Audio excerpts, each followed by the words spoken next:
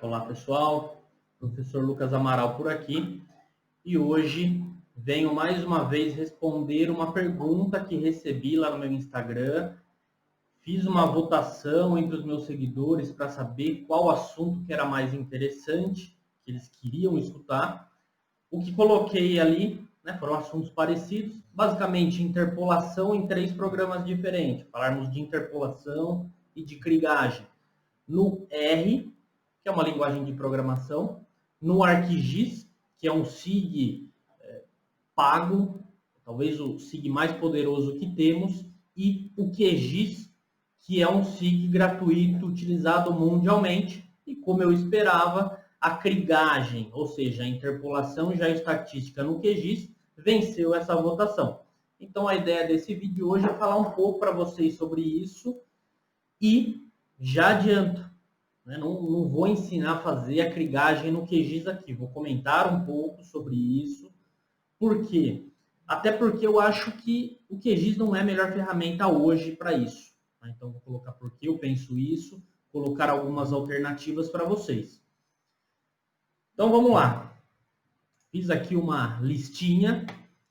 Primeiramente, sobre QGIS. Aqui no canal do GitHub, a gente tem bastante vídeo com QGIS, vídeos mostrando algumas ferramentas, algumas análises que são convencionais da agricultura de precisão, e sempre a gente está postando alguma coisa nova.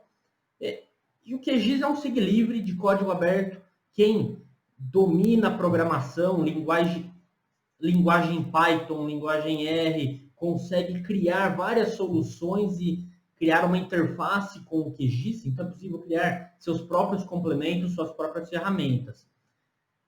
Então, é um SIG utilizado mundialmente e eu gosto muito, eu utilizo o QGIS, utilizo nas aulas também. Embora tenhamos o ArcGIS livre, né, que toda a comunidade da Unicamp pode instalar em seu computador e usar durante o ano, eu costumo realizar as minhas aulas no QGIS, porque o aluno vai embora, é formado e não vai ter o ArcGIS para trabalhar, porque o ArcGIS, embora ele tenha várias modalidades de licença, é um software pago e não é barato. Eu não me arrisco a dizer valores aqui, mas isso vocês podem consultar junto com o provedor do programa. Então, QGIS. Tá? O QGIS ele vem instalado um complemento, uma função de interpolação, mas apenas 2 interpoladores. Um é a triangulação, que a gente utiliza muito pouco. Na topografia, no levantamento de terreno, é mais utilizado a triangulação, mas o outro método já é bem mais utilizado em várias aplicações, e nós, na agricultura de precisão, inclusive, que é o inverso da distância, ou o inverso do quadrado da distância, IDW, depende aí quem está falando, mas inverso do quadrado da distância é um cálculo ponderado pela distância entre as amostras, e que aí eu tenho que definir uma potência, né? Qual que é o expoente da equação, que aí pode ser quadrado, cubo. Inclusive, na semana passada, colocamos um vídeo sobre isso, um otimizador para definir qual seria esse expoente no R para fazermos a interpolação por inverso da distância. Tá? Então, eu vou colocar aí vários links na descrição desse vídeo para que vocês possam consultar de uma forma mais simples. Então, aí é tranquilo. No QGIS, tudo bem. Agora, a krigagem no QGIS é possível, mas não é trivial e é complicado, tá, pessoal? Para quem realmente precisa fazer isso, para quem vai trabalhar com certa recorrência, sugiro já outro programa, tá bom? Temos alguns, vamos falar de alguns aqui, algumas interfaces, tá? Mas, por enquanto, hoje a gente está falando da versão 3.10 do QGIS, não temos uma ferramenta que traga tudo que deveria ter. Bom, então para quem de fato quer trabalhar com krigagem no QGIS, algumas possibilidades. Tá? Quem trabalha com QGIS então sabe que temos ali uma caixa de ferramentas, e na caixa de ferramentas tem várias interfaces ali com R, GRASS, Saga, dá para ter Python. Então tem interfaces ali. Inclusive quando a gente baixa o QGIS, já vem com alguns desses programas junto na instalação. Então, por exemplo, se nós entrarmos ali nas funções, nas ferramentas do GRAS, vou deixar escrito aqui, temos ali função ou ferramentas de krigagem. Porém, não temos uma interface gráfica, não temos como realizar a análise da modelagem espacial, análise de variograma dentro do QGIS. A gente tem que colocar, setar essa configuração nessa janela que abre do GRAS, assim como também do R, assim como também do Saga. Tá? Então, independente da interface que a gente utilize, a gente tem que entrar já com as configurações, o modelo, os parâmetros, efeito pepita, alcance, patamar, número de vizinhos.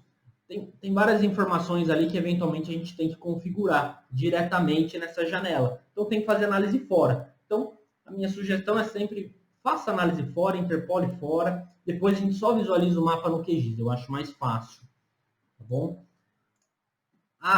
E uma outra possibilidade que eu espero que tenhamos em breve seja algum complemento aí específico também, tá? Inclusive eu sei que colegas aí da Federal de Viçosa, professor Sávio Valente, por exemplo, tem desenvolvido um plugin junto com seus alunos, um complemento com foco na krigagem, com foco em alguns tipos de análises espaciais, e quem sabe logo teremos aí um complemento.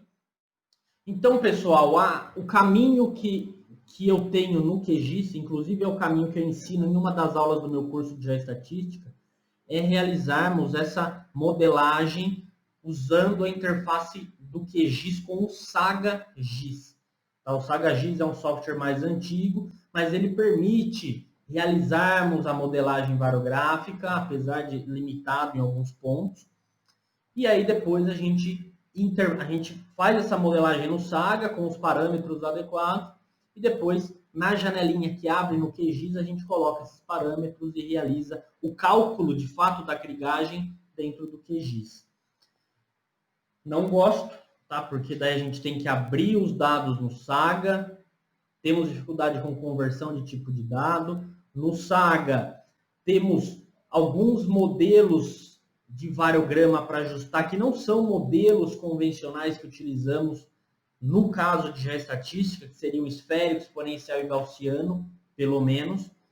Lá no Saga são basicamente modelos de regressão. Então tem um polinômio de primeira ordem, segunda ordem, é diferente, tá? Não é a mesma coisa. Tá? Então não é a melhor opção, tem algumas limitações, não realiza inclusive validação cruzada, que é a técnica que vai dizer para a gente qual modelo que utilizamos.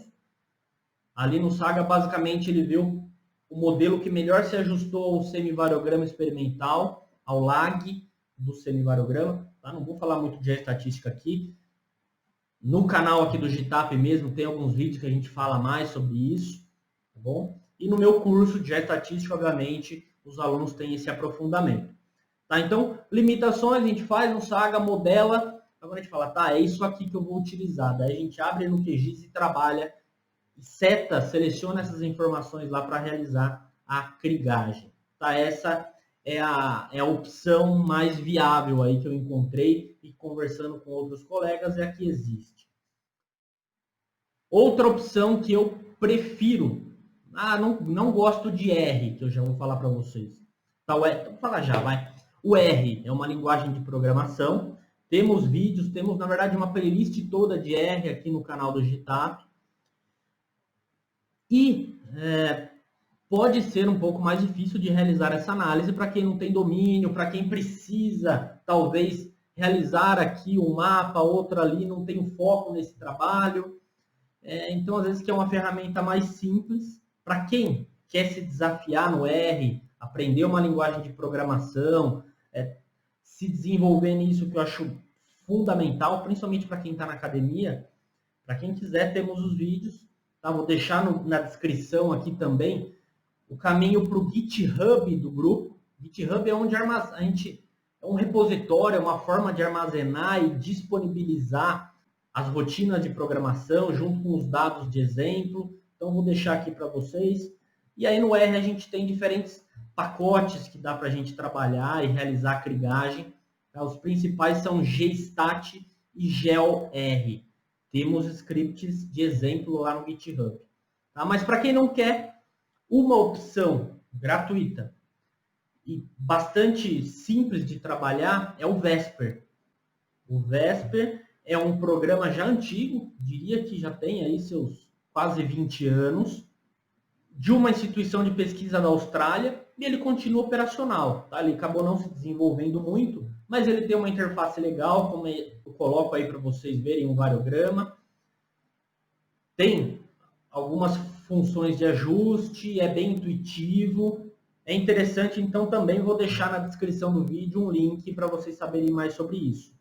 E, pensando ainda no QGIS, existe um plugin, outro plugin, chamado PAT, P-A-T, Precision Agriculture Tools, que é desse grupo da Austrália. E esse plugin ele traz uma série de ferramentas ou de tipos de análises espaciais da agricultura de precisão, que os usuários da agricultura de precisão precisam ou costumeiramente necessitam. É bem interessante para quem trabalha com AP, para quem precisa aí de algumas ferramentas práticas. Sugiro darem uma olhada neste plugin e na sua documentação. Tá? Então tem um manual bem completo de como instalar, do que faz cada uma das ferramentas, só que está tudo em inglês, tá, pessoal? Esse é talvez o senão desse plugin.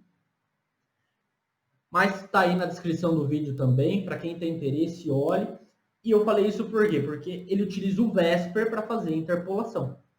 Inclusive no manual ele fala, bom, dados densos eu trabalho direto no QGIS.